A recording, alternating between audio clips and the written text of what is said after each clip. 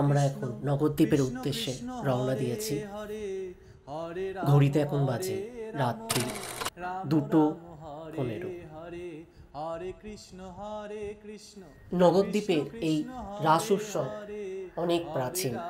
কথায় আছে 1752 সালে রাজা কৃষ্ণচন্দ্র প্রথম তার উদ্যোগে প্রথম এই নবদ্বীপে রাস উৎসব চালু হয়েছিল শাক্তরূপে।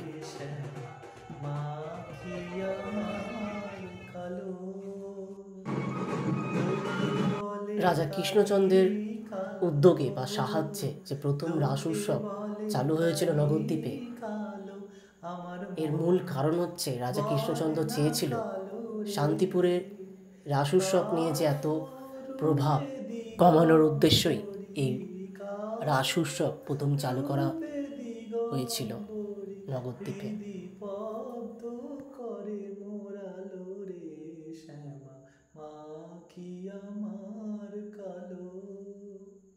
শ্যামা কখনো শ্বেত কখনো কৃষ্ণ হরে কৃষ্ণ কৃষ্ণ কৃষ্ণ হরে হরে হরে রাম